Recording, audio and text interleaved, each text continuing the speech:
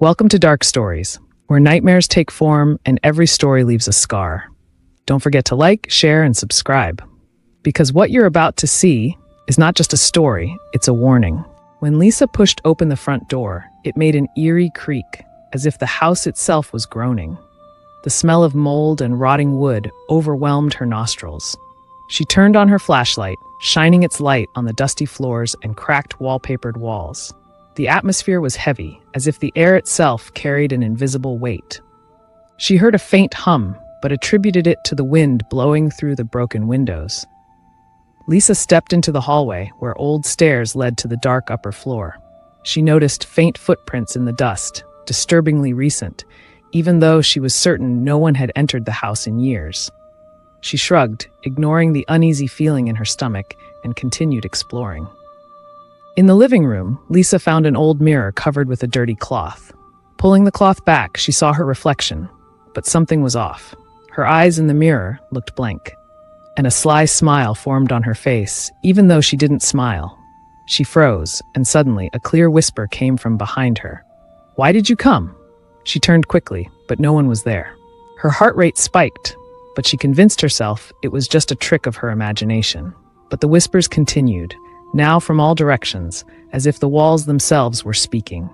Unintelligible words, but the tone was filled with anger and despair.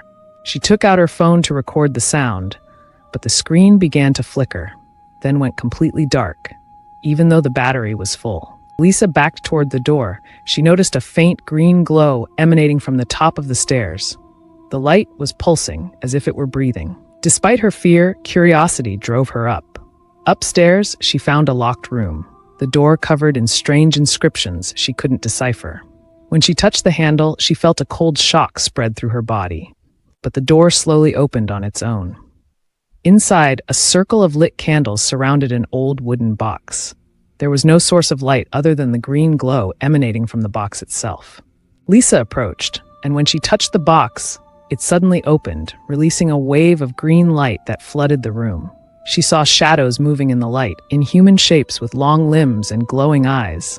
She screamed, but her voice was drowned out by the void.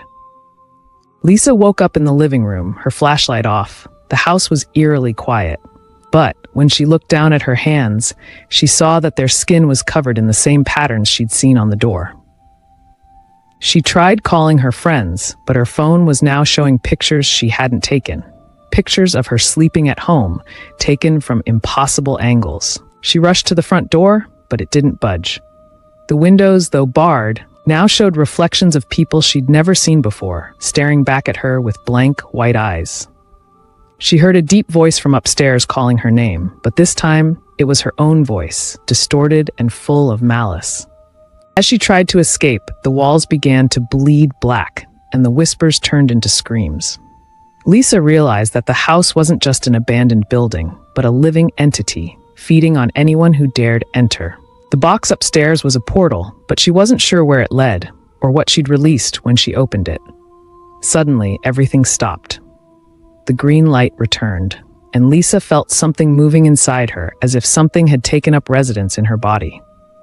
When she looked in the mirror again, it wasn't her reflection. Her eyes were white, and a sly smile was on her face. She heard her own voice whisper, "Now you're part of us." In the morning, Lisa's friends found the front door open, but Lisa wasn't there. There was no sign of her, except for her phone, which was full of pictures of all of them, taken from inside the house, even though they had never entered it. The house fell silent again, waiting for the next visitor. This was Dark Stories, where every ending is only the beginning. If you enjoyed this tale, don't forget to like, subscribe, and share.